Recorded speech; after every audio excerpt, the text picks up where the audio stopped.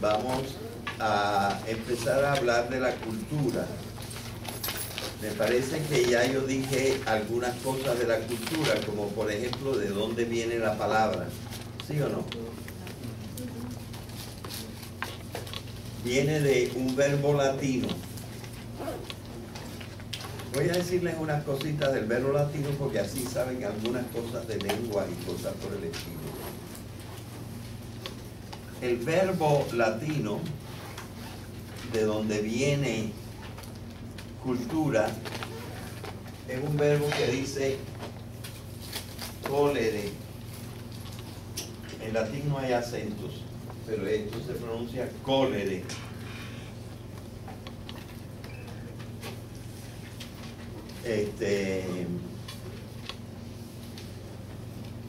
Colere quiere decir cultivar.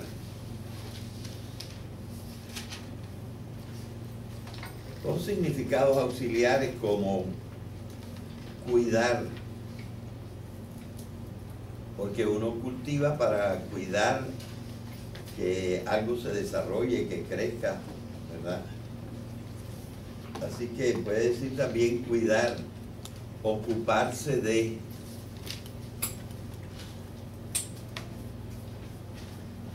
Pero si ustedes van a buscar en un diccionario latino, no va a aparecer así. Y quiero explicarles un poquito esto porque alguna vez ustedes pueden tener quizá que usar un diccionario latino, o también en el caso de los diccionarios griegos. En las lenguas modernas, los diccionarios traen los verbos, las palabras que sean verbos, las ponen en infinitivo. O sea, ustedes no encuentran yo cultivo ni cultivaron en el diccionario. Tienen que buscar qué palabra, cultivar en infinitivo. Pero esto no se hace ni en latín ni en griego. En latín y en griego han escogido que la palabra, como aparece en el diccionario, es en el presente de indicativo, la primera persona. Así que no aparece cultivar, aparece como yo cultivo, pero no le ponen el yo. Así que lo que aparece en el diccionario sería cultivo. Y si es del verbo amar, amo. Y así sucesivamente. Lo que se usa es el presente de indicativo. ¿Y por qué? Si esto complica, ¿verdad? Nos complica porque entonces cambia todo. ¿Por qué lo hacen? Pues hay una razón por la cual lo hacen. Y es que en esas lenguas, muy frecuentemente, la raíz de la palabra en infinitivo está cortada. Entonces, si ellos pusieran la palabra en infinitivo, la gente no sabría cómo conjugar porque la palabra está allí cortada. Mientras que prácticamente ninguna de las palabras está cortada en el presente de indicativo. De manera que lo que ustedes van a encontrar en el diccionario para este verbo cultivar es la palabra colo, que es el presente de indicativo del verbo cultivar, del verbo colere. Así que eso nos hace que sea muy complicado para los que no conocemos bien las lenguas latinas y griegas. Yo puedo trabajar en latín y griego, pero me cuesta un poco de trabajo y me cuesta trabajo buscar las palabras en el diccionario porque no necesariamente sé la palabra en presente de indicativo. Bueno, pero esto es simplemente para que tengan una idea de este problema. Hay veces que cuando se está hablando de las etimologías, pues unas veces te dan el presente de indicativo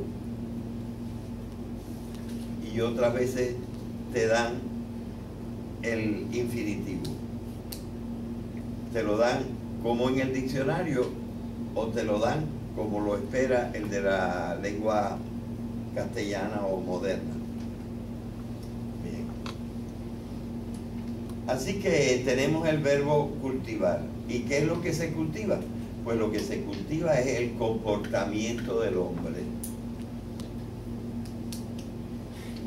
Así que la cultura tiene que ver muchísimo con el comportamiento del ser humano.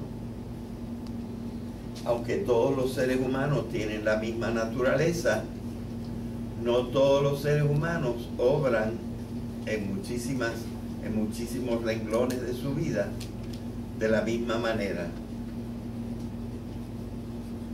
Entonces nosotros tenemos que ver cómo se diferencia esto, cómo en algunas partes las cosas se hacen en una forma y en otras partes las cosas se hacen en otra forma. Lo primero que tenemos que decir de la palabra cultura en este sentido de la palabra, porque después hay otro sentido de la palabra, lo primero que tenemos que decir de este sentido de la palabra es que la palabra cultura se usa mayormente para los grupos. Son los grupos humanos los que tienen cultura. Aunque yo puedo decir, por ejemplo, a esta muchacha, decirle: ay, cómo se ve que tú eres de cultura puertorriqueña. Porque dices, ay, bendito, porque dices las cosas como lo decimos acá, porque te vistes de una cierta manera. Pero yo me estoy refiriendo al grupo a que tú perteneces. Aunque estoy hablando de una sola persona, digo que tiene la cultura del grupo. Así que en este sentido de la palabra cultura, los que tienen cultura son los grupos. Hay grupos por nacionalidades. Y entonces podemos hablar, por ejemplo, de la cultura japonesa, de la cultura francesa, de la cultura suiza, de la cultura mexicana, de la cultura taína, de la cultura azteca, de la cultura maya, porque pertenece a los grupos y estos grupos hacían las cosas en formas diferentes, ¿verdad? Así que es una característica, porque en el otro sentido de la palabra también se habla de la cultura de los individuos, pero ese es otro sentido del que no nos vamos a ocupar hoy. Hoy vamos a hablar de la cultura de grupos. Los grupos no tienen que ser de nacionalidades. Pueden ser de varias otras cosas. Por ejemplo, en los años 60 del siglo pasado, en algunas partes de Estados Unidos, pero eso se extendió a otras partes del mundo, estuvo de moda la cultura hippie. Ahora, hippie no se refiere a una nacionalidad. De manera que el grupo al que hacemos referencia en este caso es de una época que se particularizó y no actuaba como el resto de la población. Así que puede ser por época. Por ejemplo, los griegos, de que nosotros vamos a hablar, verdaderamente cambiaron bastante en su cultura dependiendo de la época. Así, hay una época de la cultura griega que se llama la época clásica. La cultura clásica de los griegos, que vamos a decir que es del siglo V hasta el siglo III antes de Jesucristo, más o menos. Ese es el tiempo de la cultura clásica, o segundo, mayormente, aunque Homero es del siglo VIII, pero se considera bastante arcaico. Después tenemos la cultura clásica y finalmente tenemos la cultura helenística. Heleno quiere decir griego en griego. La cultura helenística se llama a una cultura que no era solamente de los griegos. Los romanos de una cierta época pertenecen también a la cultura helenística. Virgilio, un gran poeta y escritor romano, hace su literatura como se hacía toda la literatura en la cultura helenística, es decir, en ese tiempo. La cultura helenística va del siglo III antes de Cristo, más o menos hasta la edad de Cristo o un siglo después. Esa es la cultura helenística. Y de la misma manera que estaba en Grecia, estaba en Egipto y estaba en Roma y estaba en muchísimas otras partes la cultura helenística. Así que no es necesariamente por nacionalidad.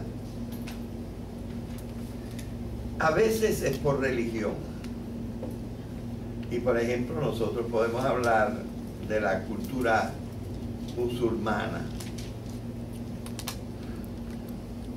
La musulmana no es una raza. Por ejemplo, hay dos países que están al lado unos de otros. Está Irak, y al ladito de Irak, por un lado, está Irán. Los iraquíes son musulmanes y los iraníes son musulmanes, pero los iraquíes son de raza arábiga o árabes y los iraníes son de raza indoeuropea, del grupo indoeuropeo. De manera que musulmán son los dos, pero uno es de raza árabe y el otro es de raza y de lengua indoeuropea. Así que musulmán se refiere a la religión. Pero esta religión tiene una cultura especial. Por ejemplo, en la religión musulmana, una costumbre bastante extendida es que el varón musulmán se case con más de una mujer. Las legítimas pueden ser 4 pero él puede añadir concubinas que se lleva también para su casa. Y a lo mejor se acuesta más noches con la concubina que con las esposas. Y es una cosa normal para ellos. Así es como viven y nadie se lo reprocha. Y está en las leyes que se puede ser así. Así que una cultura puede estar tan marcada por la religión que se le puede dar a los que la practican el nombre de cultura musulmana. Esto nos lleva a hablar de las diferentes partes de la vida o las diferentes líneas de la vida, no sé cómo llamarlas, que inciden en la cultura. La más importante de todas es la lengua. Cada cultura tiene su lengua.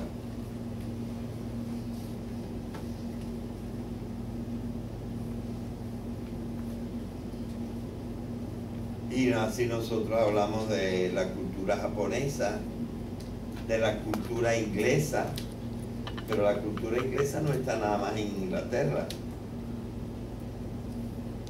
La cultura inglesa la podemos mencionar como para todos los países que hablan inglés. Porque la lengua, el lenguaje, es una de las cosas más importantes. Hay cosas del lenguaje que pertenecen a la naturaleza humana. Por ejemplo, todos los lenguajes son articulados. Es decir, tienen piececitas que empatan las unas con las otras.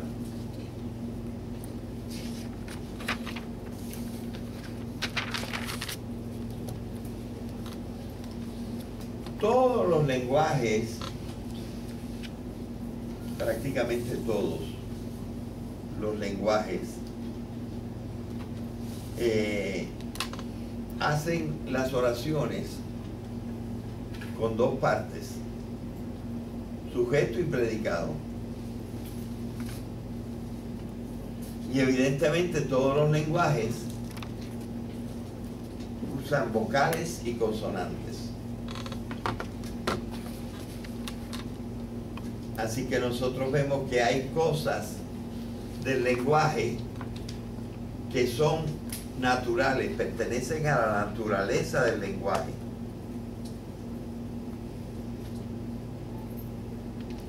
Pero otras características del lenguaje son culturales y pertenecen nada más a un grupo. Así, por ejemplo, hay unos lenguajes que tienen artículos y hay otros lenguajes como el latín que no tienen artículos.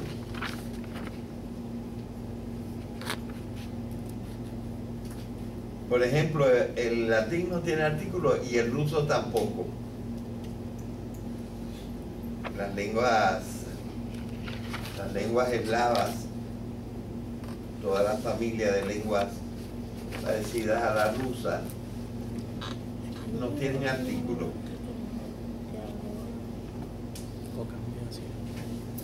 Y aunque la cultura muy a menudo está por naciones, nosotros podemos decir que en todas las naciones una de las cosas más importantes de la cultura que les da identidad es el lenguaje. Y entonces se considera una agresión al grupo si le quieren cambiar el lenguaje.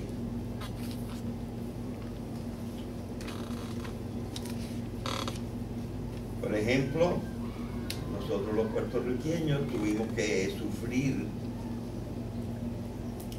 ese ataque cuando los norteamericanos llegaron acá. Decidieron que la enseñanza tenía que ser en inglés, por lo menos la primaria, y creo que no sé si la secundaria también.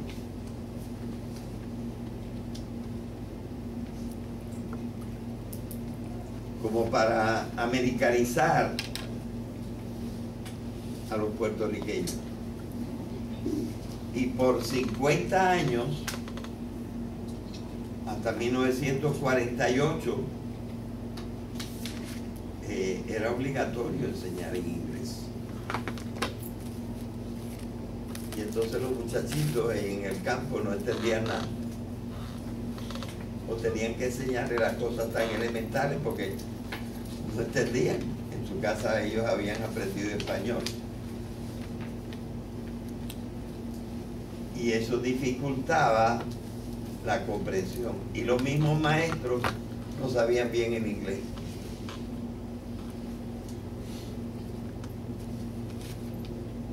Y en realidad, en 1948, el que era secretario de Educación, se me olvida el nombre, el apellido, pero yo creo que se parecía al mío, creo que empieza con Villa o algo así. Este señor, se me olvidó el nombre ahora, fue por sus pantalones, que dijo, empiecen a hablar, a enseñar en español. O sea, sin permiso. Pero lo respetaron y se quedó. Así que el lenguaje es una de las cosas que más inciden en la cultura y en el comportamiento. Yo creo que allí prácticamente todo el mundo está de acuerdo, que es lo más importante. Pero hay cosas que casi se empatan con el lenguaje en importancia para marcar la cultura. Por ejemplo, la religión.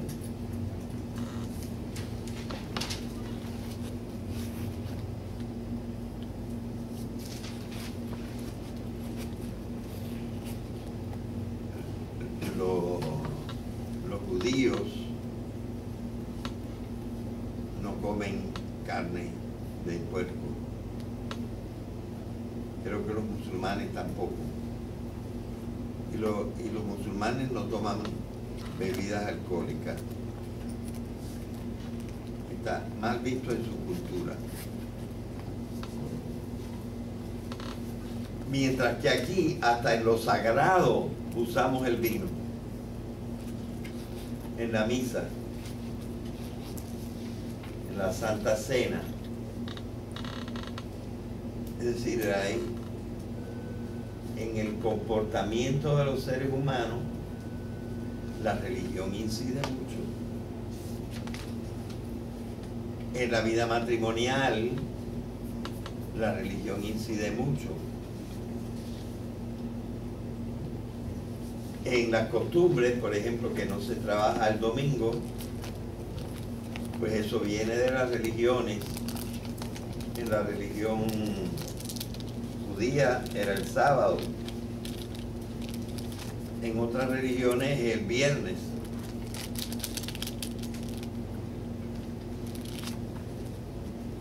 Y luego hay ciertas cosas que se pueden hacer y que no se pueden hacer según la religión. Y esto marca el grupo, porque entonces la gente hace las cosas de una determinada manera porque pertenece mayoritariamente a un tipo de religión. En el fondo, también en Puerto Rico sufrimos eso. Yo tengo un buen amigo que es profesor en la Universidad de Puerto Rico en Río Piedras, lo hicieron profesor distinguido y es protestante, pero ha escrito muchos libros y una de sus especialidades es que ha hecho libros de religión, de historia y de religión. Entonces, por ejemplo, tiene libros como La religión católica en Puerto Rico y la religión protestante en Puerto Rico y la religión en Puerto Rico en una determinada época. Este autor se llama Samuel Silva Lotay y él, que es protestante, dice en sus libros sobre la historia de la iglesia protestante en Puerto Rico que los americanos utilizaron la religión protestante para americanizar a los puertorriqueños y mandaron legiones de ministros protestantes a Puerto Rico para cambiarle la religión a los puertorriqueños. O sea, hubo toda una época que para dominar al país y hacer que la cultura puertorriqueña se pareciera más a la cultura de sus dominadores, que son los americanos, pues cambiarles la lengua y la religión, que son dos de los factores más importantes de la cultura.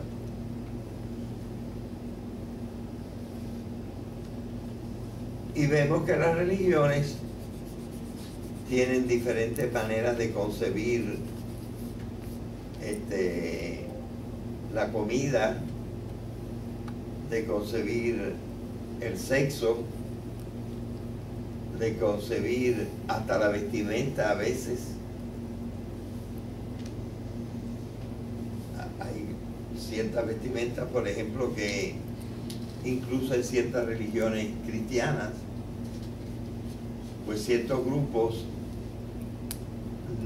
las mujeres no podían usar pantalones. Eso se ha ido acabando, pero yo me acuerdo cuando yo empecé a enseñar aquí en esta universidad, ciertas muchachas, primero que venían con falda y a veces con manga larga. Y además, nada de recortarse el pelo. El pelo tenía que ser largo.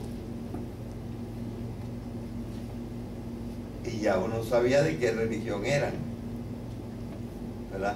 O sea, las religiones inciden sobre aspectos del comportamiento humano.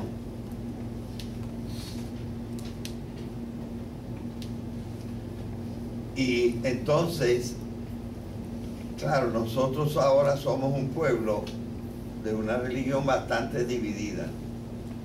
Y ya es aceptable que sea uno de la religión que sea, que la vestimenta sea igual, o que ciertas costumbres o la alimentación sea igual.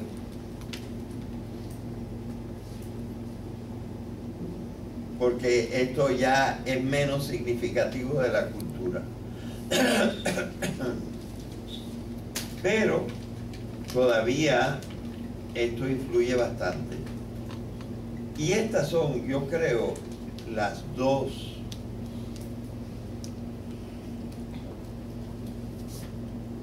características más importantes de toda cultura. ¿Qué lenguaje tienen y qué religión tienen? Las culturas se distinguen mucho por eso, pero evidentemente hay otros factores. Por ejemplo, otro factor, además del lenguaje y de la religión, son las costumbres. Y estas costumbres son sobre muchos campos de la vida. Por ejemplo, sobre la habitación.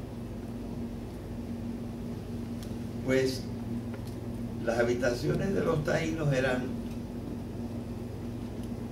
características de su cultura.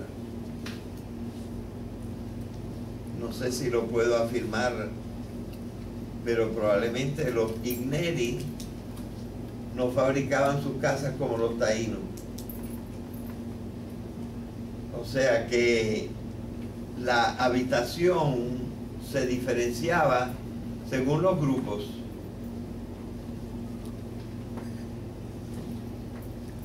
El vestido, la manera de vestirse, o de vestirse poquito, casi no vestirse, es muy diferente según las culturas. En ciertas culturas, las mujeres enseñaban el pecho. En otras culturas es completamente impropio que las mujeres enseñen el pecho. En ciertas culturas, y sobre todo en ciertas épocas de ciertas culturas, era impropio que los hombres se afeitaran la cara. Había que dejarse la barba. De manera que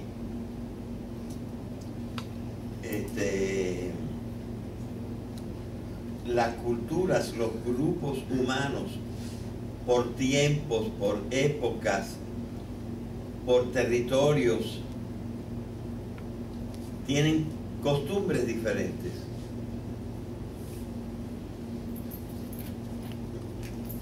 También por religiones. Por ejemplo, hay unas sectas judías en donde sobre todo los hombres, pero también las mujeres, tienen que taparse la cabeza. Los hombres tienen que tener sombrero, o por lo menos una cosa que se llama una kipa, que cubre esta parte de acá, o un velo, y no se debe ir, o sin sombrero o sin velo no se debe ir. En esas religiones, por ejemplo, los hombres no se deben cortar el pelo aquí, sino dejárselo ensortijado aquí, además de la barba. El pelo tiene que tener unos ricitos acá. De manera que vemos que las costumbres de la manera como tratan su cuerpo, o cubren su cuerpo, o la vestimenta, la alimentación, sea por cuestiones religiosas, sea por otras cuestiones, como por ejemplo las plantas que hay en el país.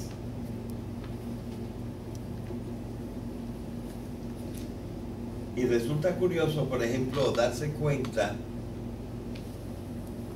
que las culturas asiáticas, por siglos y siglos y siglos, tenían como base de alimentación un cereal, el arroz. Mientras que los pueblos de Europa tenían como base de alimentación otro cereal, el trigo. Y en América, el cereal que se usaba era el maíz.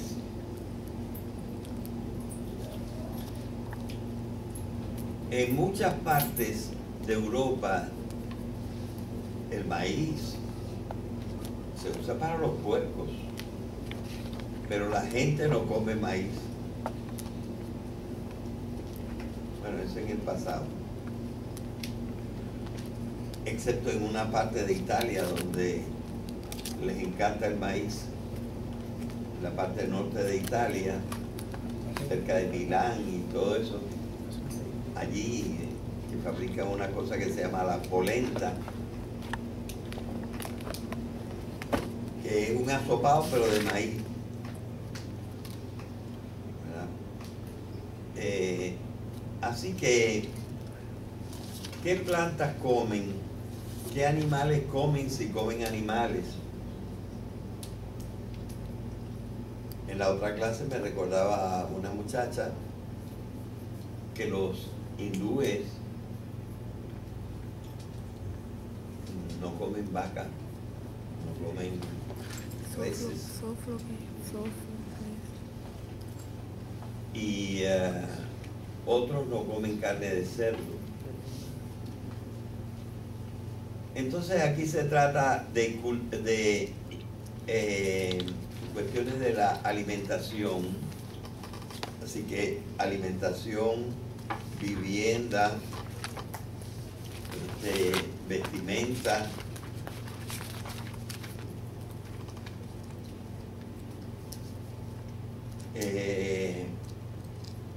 trato del cuerpo, trato de la vida sexual,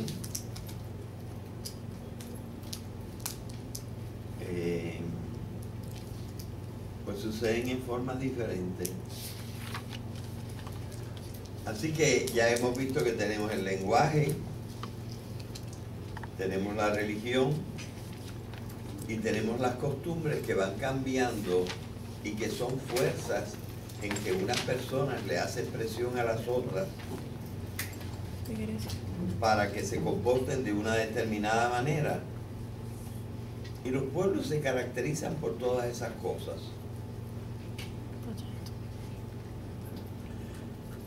Otro campo en que hay muchas diferencias es en lo que con una palabra común podríamos llamar las leyes, el derecho.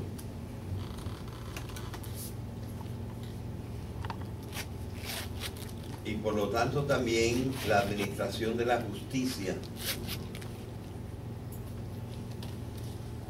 No todos los pueblos, aunque sean de la misma raza y hasta de la misma lengua, se comportan de la misma manera en cuanto al derecho. Incluso los pueblos occidentales, de nuestra cultura occidental, no tienen todas el mismo derecho. En especial las culturas que provienen de Europa tienen dos tipos de derechos distintos, que reciben varios nombres diferentes.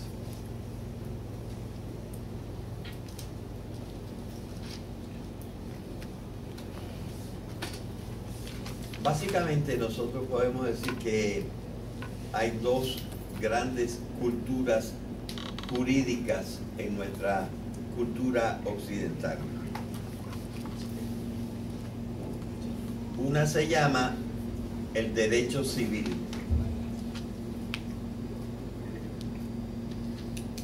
Y la otra cultura se llama el common law. Common tiene dos M's.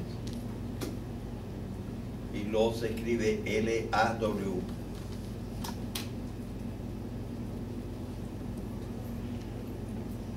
Estos dos derechos son bastante diferentes.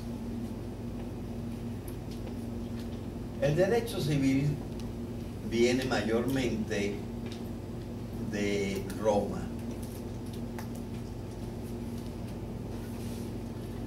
Y el common law viene del antiguo derecho germánico. Del antiguo derecho germánico. En el fondo, el inglés viene de las lenguas germánicas. Y por eso el common law es la manera de hacer derecho en los países, en la mayor parte de los países de tradición inglesa. Parece que ya no tenemos tiempo de continuar, pero ya ven ustedes que las culturas llevan el comportamiento de la gente a ser similar en un tiempo, en una época, en una raza, en una nacionalidad, en una religión a veces. Lo dejamos ahí hoy.